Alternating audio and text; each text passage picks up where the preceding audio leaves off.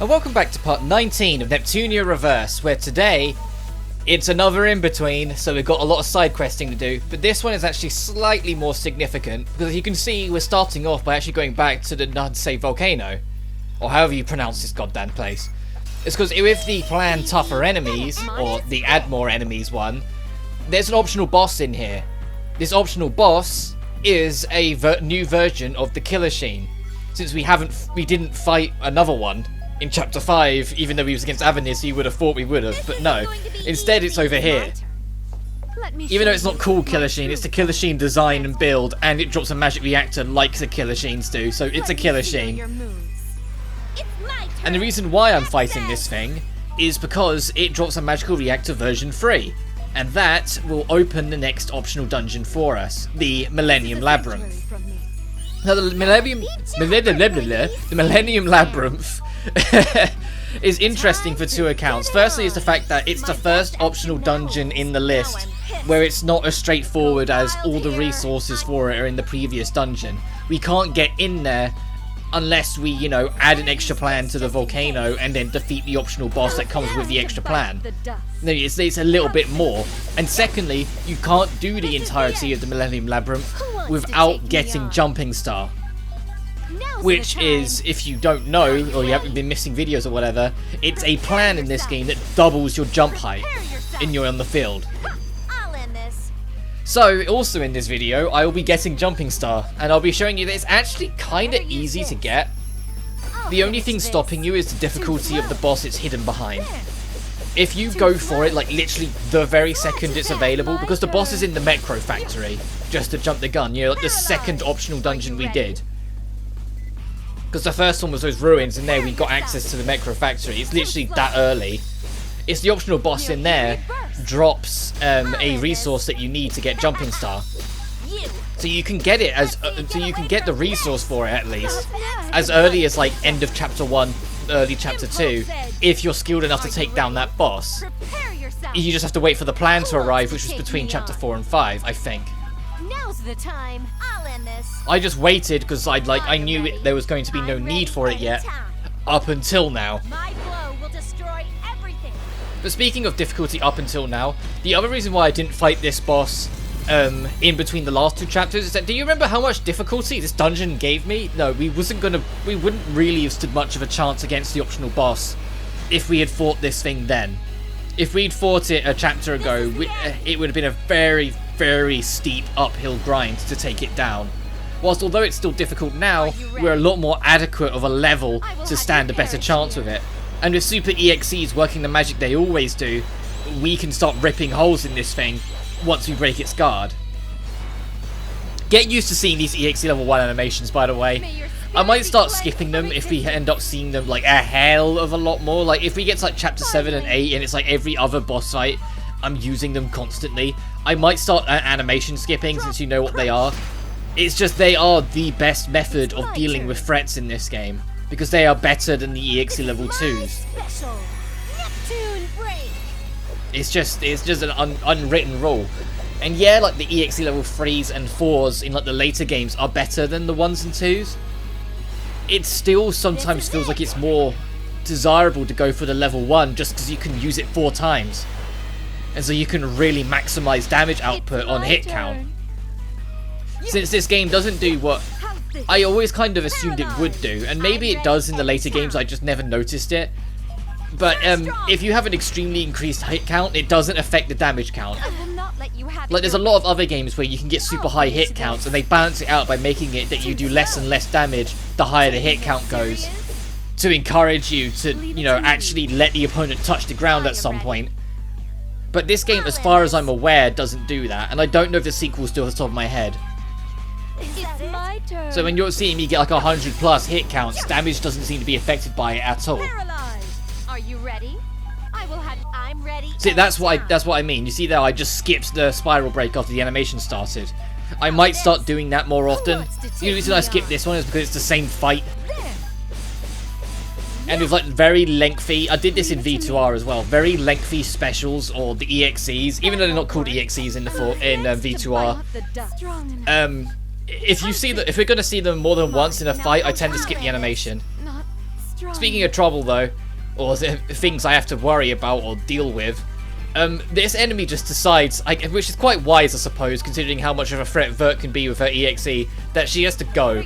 So every time I pick her up, it puts her back down. So eventually I have to go like this full-on damage control of heal her up, get her to go back to her goddess form, just so I know her defense is strong enough to last. Leave it to me.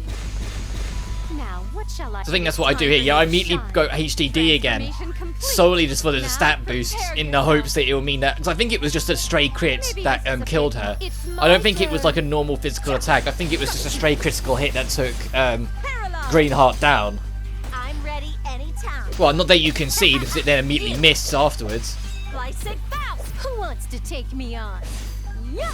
Oh, and I held off going for the EXE with Nep, Leave it to me. because I knew I had Vert coming up, so I could just have Vert use hers again. Yeah, that's exactly what that was.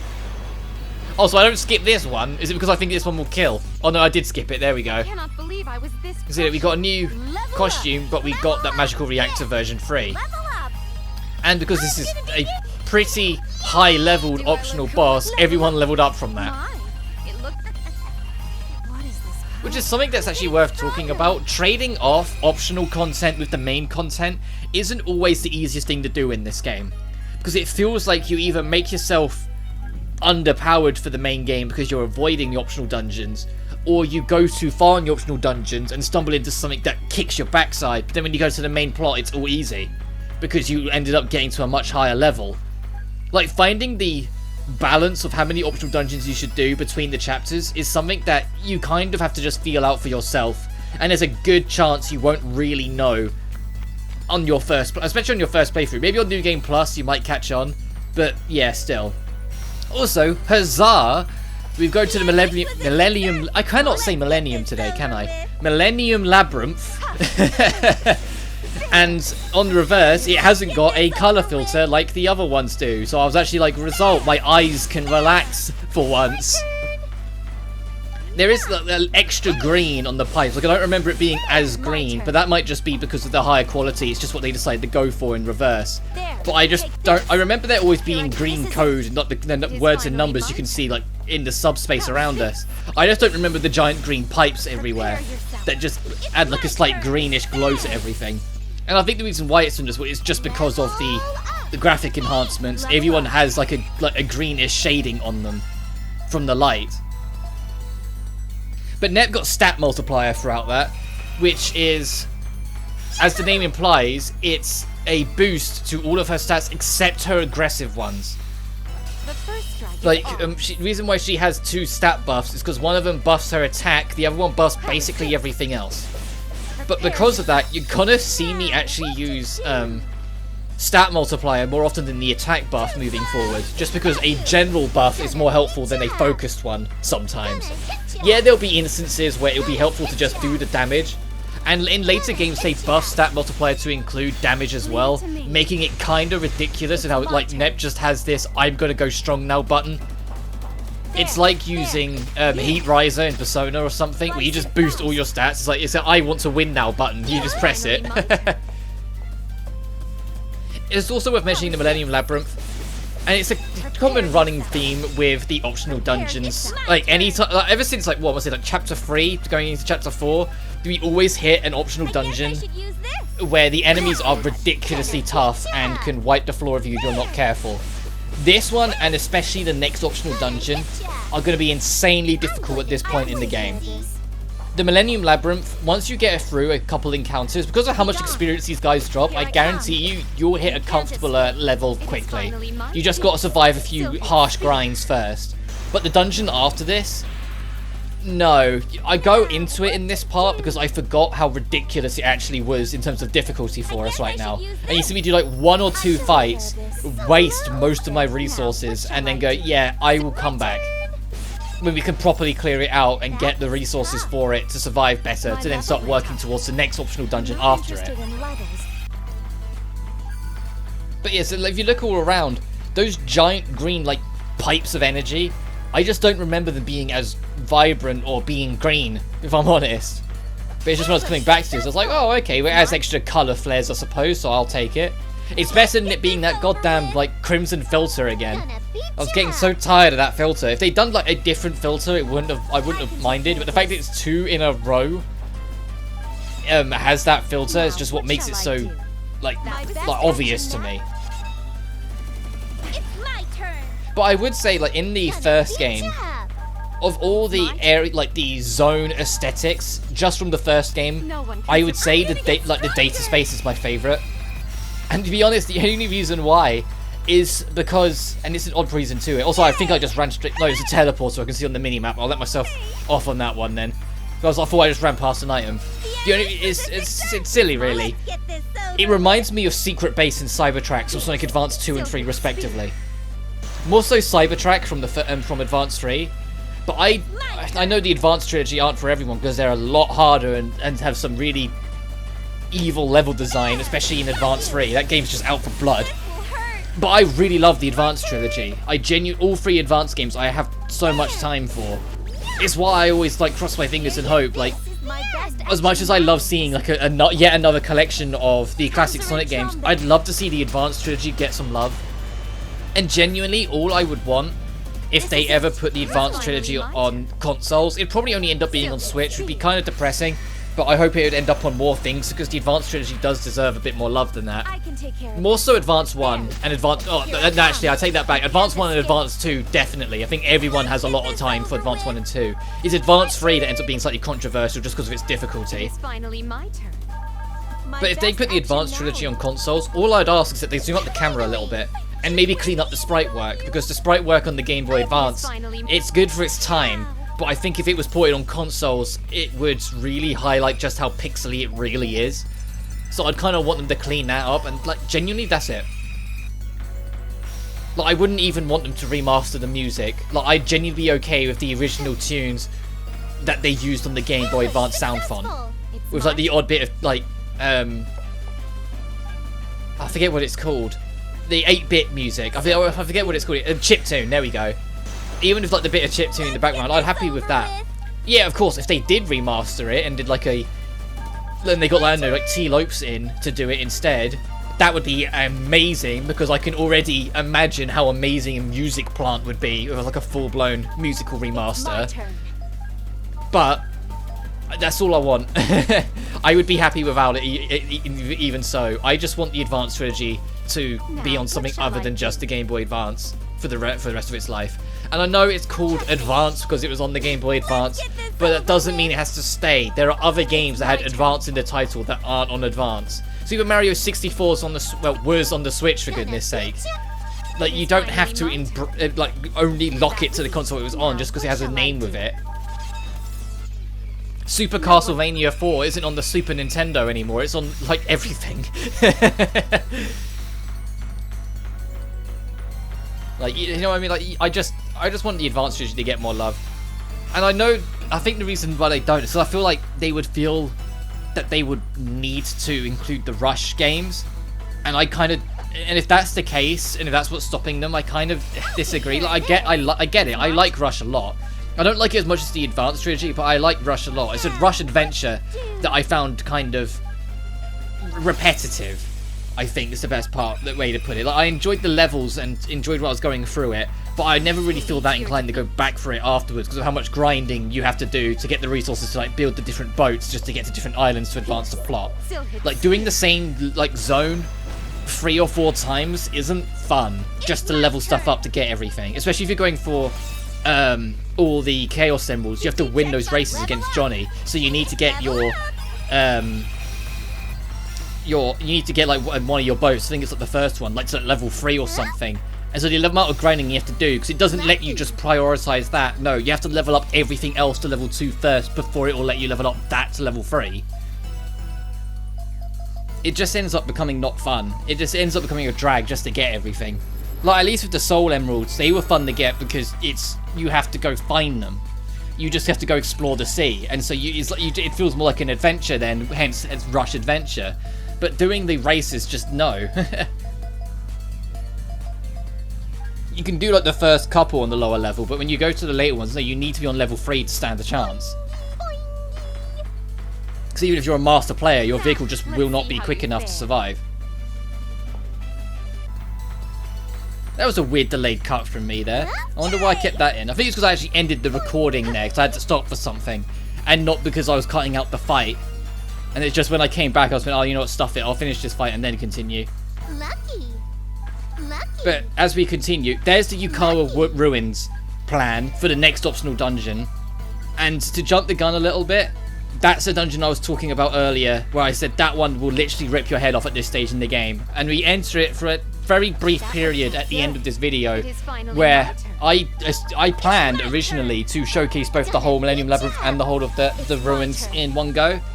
And I very quickly was like, yeah, no, it's not going to happen. I'm going to avoid enemies, run through and get some stuff, but then I'm leaving, and on the next chapter gap, I will go back to clear it out properly to get the resources for the next optional dungeon. So we're going to Yukawa Ruins twice. But this is as far as we can go right now in the Millennium Labyrinth if you don't have Jumping Star. But since there's only one other optional dungeon we're going to today, and there's still like another 20 minutes on the video, I think it's about time we go get Jumping Star, which is why this video is as long as it is, because that's where I'm going next. So first priority is that I go back to the Zeka Ruins number 1, the very first optional dungeon we got. Because in here is the optional boss enemy, which I forgot to turn off destroy symbols, so whoops. The dangerous Shimpuru drops an item that will allow us to make tough enemies in the Mechro Factory. The random encounters. Which we already had one, but I put it on a disc since then, so whoops. So then I go find Mechro Factory, click add enemies, and there we go. From there we go back to the Mechro Factory, and there's not one but 2 optional bosses. So I showcase this one. Also, if you're wondering why destroy symbols didn't kick in there as well, I turned it off. After that with the dangerous Shimparu, I was like, you know what, I'm just gonna turn it off from this point onwards. It's only if I'm like backtracking to get a herb or something, you know, like a field pickup, I'll turn it on.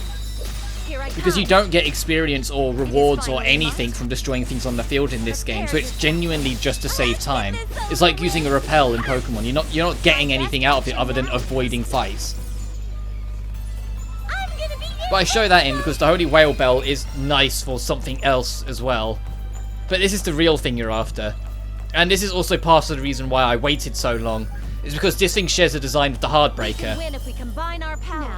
And I didn't want to show this, and then when you fight the Heartbreaker, be something you recognise. I wanted the Heartbreaker's design to be as original as it intended to be, which is something that a lot of the optional bosses in this game kind of spoil slightly, unfortunately. Thankfully, they don't spoil everything. Like, thankfully, there's one, off the top of my head, there's one more dungeon design we've yet to see in this game. And it's because it only appears once, as far as I'm aware. It might appear in a DLC dungeon, but as far as I'm aware, it only appears once. And I'm glad that the game doesn't spoil that by making it an optional dungeon. And like I said, as far as I'm aware, because it is unique in its own regard, and it comes in at a point in the game where it feels like it should be, you know, it should be something new to help that part of the game work. Because like the volcano area you can spoil for yourself, because there's a volcano area in the plot we're going to much later on. But you can go to a volcano early if you do the optional quest. You can fight a version of this monster early if you do it. But there's a lot of other stuff that kind of goes, oh, okay. I'd say it's more noticeable in the second game because of how much the second game expands out on optional content. Especially with its side quests that lead to different endings and yada yada. Like the game starts to reuse a lot of stuff. But the second game makes up for it by not reusing the dungeon layouts as often as this game does. It's a problem that persists in the whole series, but it's a problem that slowly but surely gets better throughout the whole series. This game reuses dungeons a hell of a lot. The second game reuses dungeons a little bit less. The third game, a little bit less. The fourth game, outside of optional dungeons and those weird heart dimension domain spaces, pretty much doesn't repeat layouts. Or if it does, it only does it like once or twice. So it's just in those heart dimension things where that's the whole point of it, is that everything feels supposed to feel similar, that they reuse a lot, and optional dungeons can only carry so far. But from that optional boss, you get the AG system. The AG system is what is needed for Jumping Star. So we now have double the jump height, which really doesn't look like much, but that's just because our default jump height is so pathetic, doubling it doesn't feel like much more. But now back in the Millennium Labyrinth, we can now make this jump to go to this extra area. As I've said before, one of the things that Your defeat. ends up making the first 3 games slightly more awkward for me to come back to after playing the 4th is the jump height. Because the jumping star jump height, like the jump height we now have, is the default in the 4th game. And then in the 4th game, you get jumping star in that game as well. That doubles your height from that. So you get a really good jump in the 4th game. And you get it in the plot as well. It's not a, you have to go out of your way, dig through tunnel stuff. They just give it to you just after you defeat Steamax at the end of the 2nd act of the game. Just before you fight Aphimojus in the Aphimax main base. Also, this fight sucks. Having one enemy go viral is one thing, having 2 go viral is another. So which is why I started having my characters HDD, because I was like, no, this isn't good. Characters are gonna die if I let this fight carry on. My best action now is here I come. Be gone. Also, to see the difference of just how bulky Blanche's defense is. You see that enemy that attacked both Vert and Blanche? Vert's in her goddess form, Vert's in Greenheart form, so she has the boosted stat. Blanche isn't. Blanche took less damage than Vert did anyway. Blanche took like 400 damage, Vert took like 2000. Blanche is such a brilliant brick wall unit in this game if you make her such. But she just tanks everything, and because of that, if you do what I do in the Neptunia games, which is become a item healer over a magic healer, you can make Blanche a dedicated item healer. I can take care of this. Because she'll just survive stuff. I am ready. Especially if you bulk out her defense or bulk out her health, she can just survive so much in this game. That was tough. Obviously, if you're radically under-leveled for a threat, you'll notice it. Like, she won't pull you through poorly thought out situations. She will just cushion the blow of unexpected, like, heavy attacks. Because her defense is just so godly. I suppose it's fitting for the CPU of Louis. I should actually try and use the official terminology more often.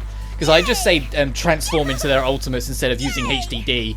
And I call them goddesses instead of CPUs a little too much. In the 4th game I was better with it. It's just it's been a while since I played a proper Neptunia game. Because I didn't really click with Super Nep and I've no interest in Virtual Stars. The next Nep game that isn't the mainline games getting remastered I'm actually interested in is this new crossover game with Senran Kagura, because everything I've seen on it looks really promising. Even if it's not that long like Cybernep, I imagine it will still be fun. It looks really fun, and it looks like there's a lot more under the surface instead of just mashing the button.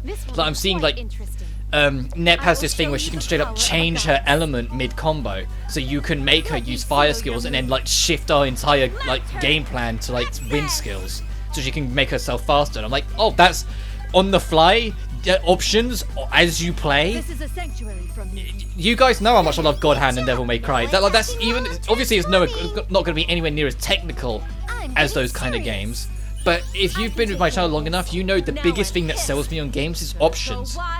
Give the player the freedom to choose what they want to do in any given moment, especially in the gameplay. It's why I love God Hand and Devil May Cry so much. Because those games give you such a variety of options that don't hold anything back from you. They don't try and corner you and say, oh no, you can't do this or you can't do that. No, the game literally says, here's everything, go for it. If you want to customize things to suit yourself, go for it. I'll finish this. It's the easiest way to sell me on a game. Being able to build the game how I see fit. It's probably one of the bigger reasons, outside of everything else, of why I love Genshin Impact so much. Because of the options to build your own team, and although you have to work for it with the artifact system, you can build them how you see fit. Also, this is me showcasing this optional boss. This is going to start a bit of a trend that's going to carry on for most of the rest of the game, unfortunately. Every time we enter a new optional dungeon, if you're following along, it's probably going to be worth your time to just avoid the optional bosses right now, because you won't win. Because similar to that giant Dogu, this guy heals ridiculous amounts of health between turns. But unlike the giant Dogu, this thing's defense is also through the roof, which is why we're doing 0 damage. It's my turn. And so the odds of you killing it right now are very low, because once we break its guard, you're going to see me have I'm going to have people EXE, and the amount of damage it doesn't do doesn't help, because it's going to heal 26,000 every turn. So if we can't I will have you do more than that every turn, we just straight up can't win this fight. And that's what happens here. This is Vert using her EXE. Look at how much it tanks this. Okay, we've just done enough that it will be plus on this turn of damage. May your spirit be cleansed from existence. But keep in mind, that was a whole EXE to do that. That is going to heal that off in 2 turns. I'm ready anytime. So I have a Blanc step in. Admittedly, that broke the card. 37,000. Infinite Slash, 90,000, because Infinite Slash is actually pretty good. 124,000. We've done about a third of its life, and we've ran out of EXE. I'll end this. Here I come. And so it's going to start healing again, start ripping into us again. Because by the time we get our EXEs built up enough to pressure it again, it will have healed all that off, even with Super EXE. So the fight's just not winnable right now. So I leave. I ran away from the fight, since you can thankfully do that. And we have the next dungeon as well. Which, as I said, I can't discourage you enough. Don't go in there now. I'm going to, because I forgot that this is the dungeon that really rips your head off. But yeah. But while we're at it, I decided to go back to duty space, because that giant Nep, I was like, well, if that boss is giving me trouble, maybe now with max EXEs, I can deal with this guy no problem. Which is what I decided to test. And thankfully, yes, you can kill this thing now. I mentioned it in the last in-between that once you have Super EXEs, you probably can force your way through this fight, even if you're still slightly under-leveled. Just because this thing doesn't have the defense that some of the other optional bosses does. But do have everyone EXE, and once again, be wary of your eyes once you leave if you're playing on reverse, just because of the color filter. But going from no color to every color, yeah, you don't need that kind of visual sensory overload. It'll do your head in. Because this game didn't really think about that the way it should have. It wasn't like, say, Psychonauts 2, where that level did like a sensory overload bit in the game. And that was done really well with how it handled it. Because it kept you in the dark for so long, but it ended up, but it made sure to not go straight from pitch black to rainbows and bright lights and like 80s like sci-fi effects and all that immediately. There was just a little bit of a breather in between to like readjust your eyes to color before it hit you with that. So although you still got hit with like the sensory overload effect they were going for, they spared your eyes as much as they could get away with without compromising what they were trying to do. So you see that? Yeah, that was a worrying then there. So I just finished the encounter. I was like, alright, I've got my revenge on that thing. There's a pipe like making a mad dash for me. But now the rest of this video is me attempting to explore this place, thinking I'll be able to just fine. The first mistake I just made was starting a fight with the robot angels in this area. Also, I love the enemies. The enemy designs that are just anime, like, dating sims screenshots turned into an enemy. That's one of my favourite enemies in the game, just how daft they are. But you're not going to really notice it too much in this one, just because, you know, the High Lizard is just about to rip our head off. Like I'd say, the mechanical angel-like monster things that you see around the place, or mechanical devil things, almost all of them hit like a truck and have very good physical attack. So if you're under-leveled for one, or they are just over-leveled for a zone, you notice it when they hit you with a physical attack, which is why I start prioritizing it. Also, yes, I gave Noir unique colors and clothing. Everyone has like a unique clothing setup now, and I mean that as part of the 4 goddesses. But we did also get a new costume for Magus, I had to think for a second, where it's more like a lab coat look for her, like a casual teacher lab coat with a suit. But I prefer a default. Like I said, Magus's default look is my favourite default look of any human character in the Neptunia series. I love the science mage in a suit. Like it's a lab coat with like a business suit under it, but a mage hat. Like, I just think that's so cool. It genuinely is. Like, sometimes that's all you need in the game. You just need to make me go, damn, that's cool. And that's all you need to sell me on a character. Just a really cool design. I mean, it's what Guilty Gear's done for most of its life. It's just sell people on really cool designs. And then once you're pulled in, then introduce you to the wild gameplay that the series has. Because Magus actually has some really cool tricks under her sleeve, because she's a magic dedicated user. So yeah, we barely survived that fight, and half the party's gone. And so I eventually decided to leave just to get the free reset. But yeah, that's the warning. That is the, we won't survive here, so don't. In this game, you're going to see me have Nep as team leader as often as I can get away with, but in the third game, when we eventually get to it, assuming they do reverse 2 and 3, that will be when you start seeing me change who's the lead every now and then. Because the third and fourth game, if you haven't watched my V2R Let's Play, you won't know this. In the third and fourth game, they added field benefits or field challenges, where it's like if the main playable character jumps 10 times, they will complete a challenge that boosts their movement stat by a couple points. If they're the one that starts a fight so many times, they will get an attack boost permanently from like a couple stat points, sort of thing. So you can build up your characters by just doing things with them in the field. It's only minor, but it's there to do. And so it's encouraged for you to change who you've got in your leadership slot often, so then everyone can get those bonuses. It's why in the fourth game I changed who was leading quite often until like right near the very end of the game, where I knew it didn't matter anymore. But in the first 2 games, the whole of this game, I'm pretty much going to have Neptune be leader the whole time, because it's just how it is. And in the second game especially, with how much time I have for Netgear as a character, I will have her be leading. More so just because, as I've said before, I really don't like what they do with her in the third game. But then that's the point for the third game. The third game's character writing as a whole is a little questionable outside of Plutia. They turn Neptune into a dick, and they turn Netgear into a pansy who can't stand up for herself and has no self-esteem. Which I know, like, the bullying Netgear was Idea Factory oversteering from the criticism of the second game. Because the second game, it was criticized that Netgear just wasn't as interesting as a protagonist as Neptune is. Even though I'd argue that she is more interesting, what people actually mean is that she's just not as funny. Neptune is a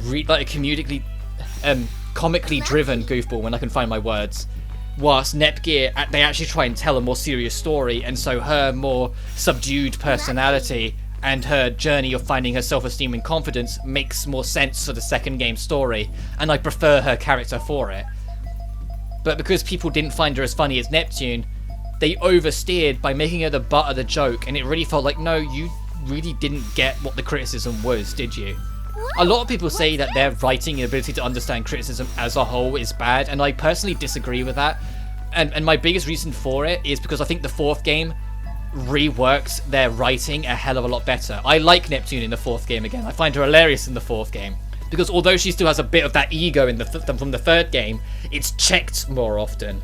And so she knows when to pull it back and know when to shut up. Whilst Netgear has a lot more of her confidence back, and is actually really viable into how, like, Neptune even gets out of Zero Dimension, because she's the one that, like, reorganizes everything, because she noticed little things around the world of Zero Dimension to pick up on it to begin with to make the signals. Like, they made Netgear a more refined character. They do know how to take criticism. It's just, I think the third game was such a blunt misstep that people kind of say as a whole they can't. And I would make more examples, but like, Death End Request, I could go on at length of why I think Death End 2 is such a masterfully better game than the first one. But I know it wasn't all Idea Factory. It was mostly GJRPG. They're the ones that made it. So I don't want to then say, oh yeah, Death End did it as well, because it's not really Idea Factory. They helped out, but it wasn't their game. It was GJ's. But either way, I've got to wrap up my rant. Next time on Neptunia Reverse, we're going to continue with the main story. But until then, take care now. Peace.